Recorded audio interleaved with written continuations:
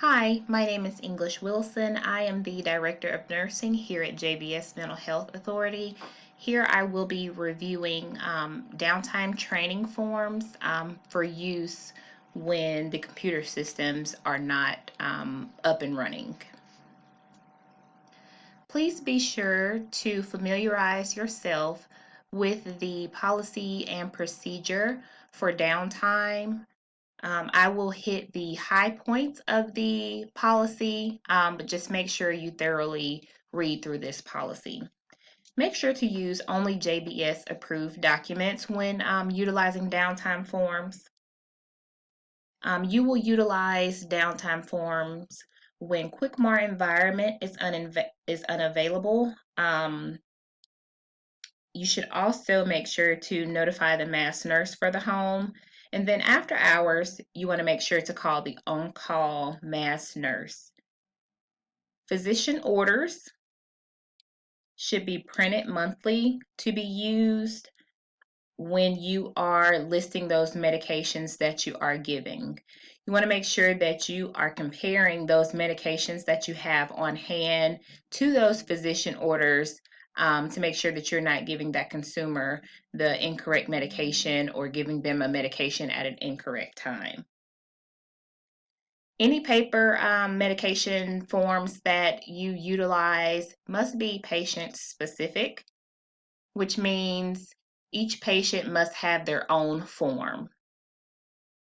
When there is a new admission, you can use these forms as well to document those medications that you are giving that consumer. Control shift counts must be done each time there is a shift change, and should the computer system be down, they must be verified. Those narcotics must be verified with two MAC workers or a mass nurse and a MAC worker.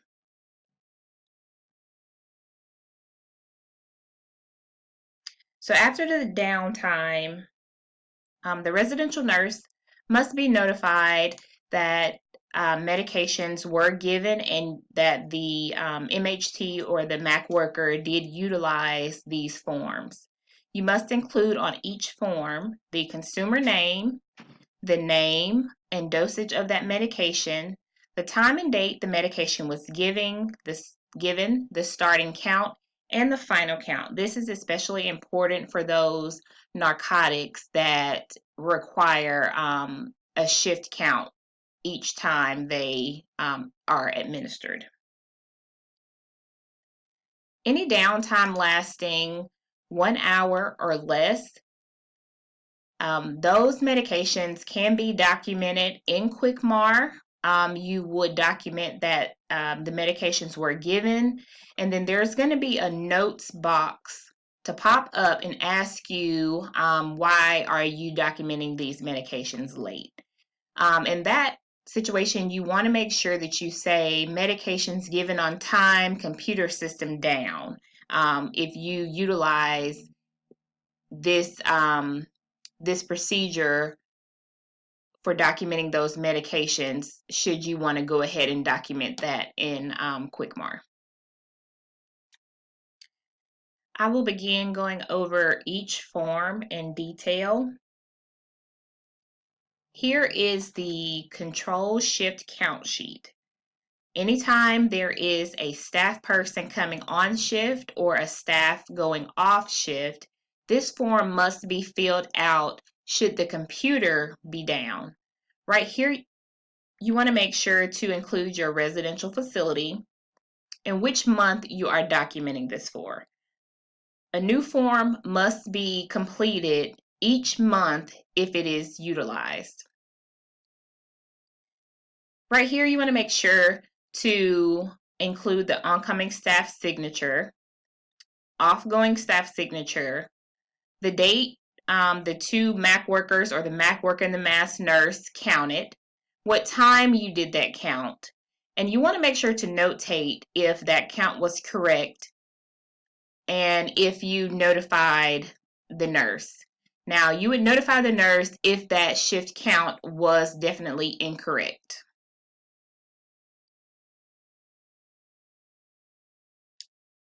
At the end of each month, this form will be reviewed by the residential nurse or the director of nursing. This form will also be filed in a folder in the director of nursing's office. Downtime controlled medication administration list. This is the form that you want to use whenever you are administering control or narcotics. At the top right here, you want to make sure to include the residential facility, the consumer's name. Right here where it says date form completed, that should be kept blank. The nurse will fill this form out and it will be the date that that last narcotic was administered on this form. I'm going to provide you guys with an example here to kind of help you guys fill out this form correctly. So I'll just do lorazepam.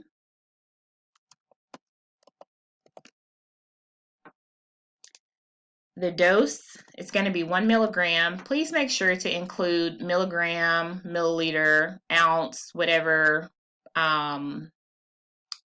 dose it is. The amount that you have on hand, we'll say 28. The amount that you're giving that consumer, I'll say 1 tablet. Please make sure to include whether it's a tablet, a capsule, or if it's a sublingual medication. There are some dissolvable medications, and you would notate that with ODT. The amount remaining after you have administered that medication, here it will be 27. For the time, I'm going to put 4 p.m. Make sure to include whether it's p.m. or a.m.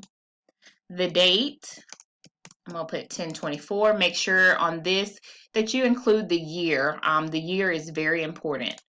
Your initials, and whether it was a routine medication or PRN. Here I'm going to note and say that it was a routine medication. It's very important that when you do fill this form out that it is legible.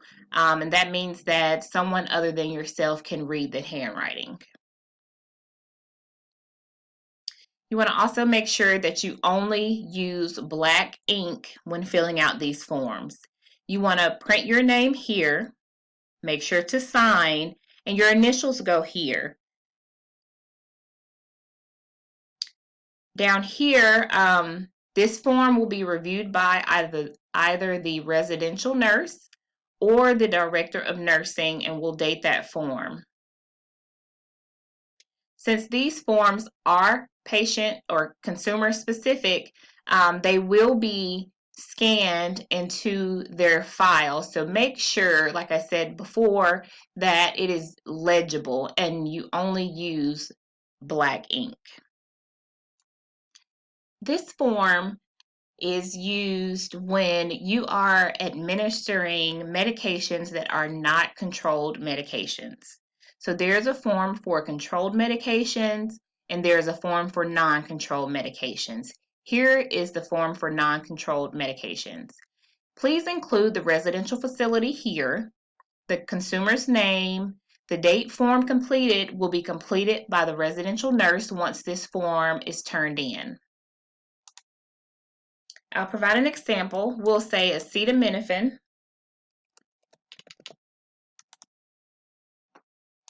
For the dose, we'll say 500 milligrams. Amount given, we'll say 1 tablet. Please make sure to include whether it was a tablet or a capsule or if that medication was sublingual. Include the time that you administer that medication, say 8 a.m. I'll include today's date. Make sure to notate the year. My initials will go here, and I'll say this is a PRN medication.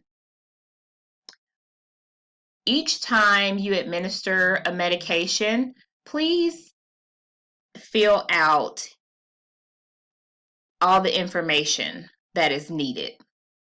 Each blank space, you need to put something there. Do not skip lines when you are writing these medications out. Again, you want to make sure that your name is printed at the bottom of this form. You want to make sure that you include your signature as well as your initials. The review person will either be the residential nurse or the director of nursing, and we will definitely date those forms. This is also a part of the consumer's file. So this will be routed to the director of nursing, which will be scanned into that consumer's file. Here is the procedure for the off-site custody of medications. Following this procedure, we'll go over the form that goes along with this procedure, but I'll just hit the high points. Just make sure to familiarize yourself with this procedure and then the form. When this form is filled out, please make sure to include the date that you are filling the form out.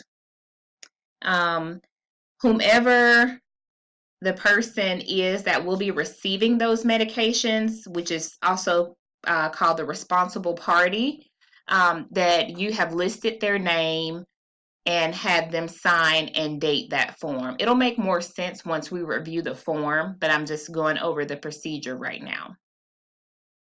Each medication that is sent with that consumer, please make sure to list that medication and how many of that medication you sent with that consumer or that responsible party. If the medications are going with the consumer, say the consumer drives, then you would have the consumer as the responsible party on this form. And it'll, like I said, it'll make more sense once we review this form.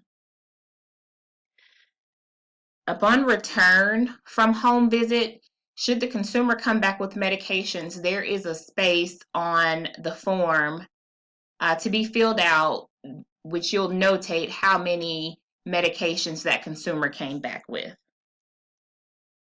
Each time this form is used, it must be turned in. But you want to keep the form until that consumer returns from home visit so you'll know how many medications to note on the form. So the off-site custody of medications, here is an example I have provided for you guys. At the top, we want to make sure that we include the facility. We want to include the consumer's name. Today's date would be the date that you're filling out the form. Right here in this first blank space, this is where you will put the person who is responsible for those medications. And as I stated before, if it's the consumer, you will put the consumer's name here. If it is not the consumer, or if it is the consumer, the name of the person served, the consumer's name will go here no matter what.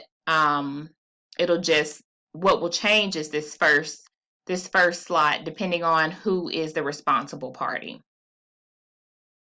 The agency staff have instructed me regarding administration times and purpose for each medication in my custody.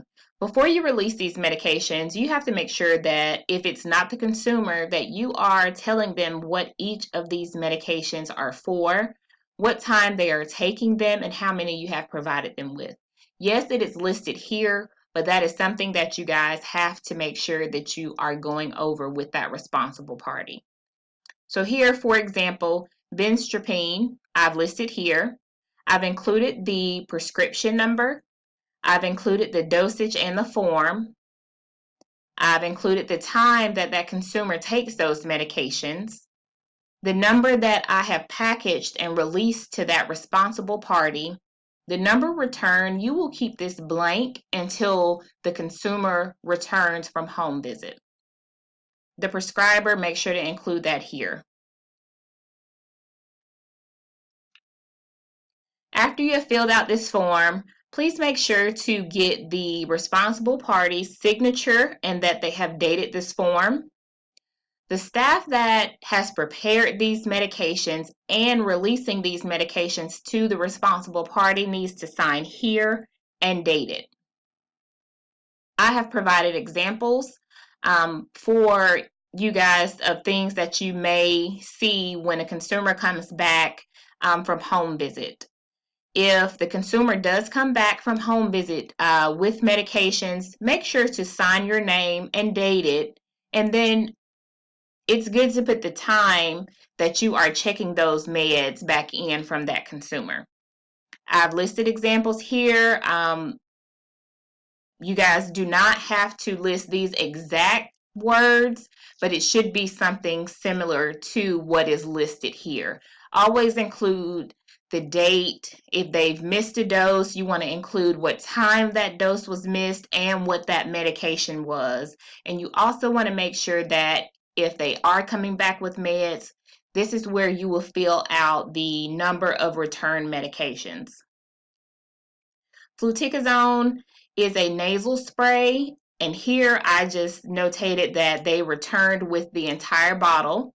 CeraVe cream, they returned with the entire tube. Now that we have reviewed the downtime forms that you may possibly use, I want to make sure that everyone is clear on where to route those forms.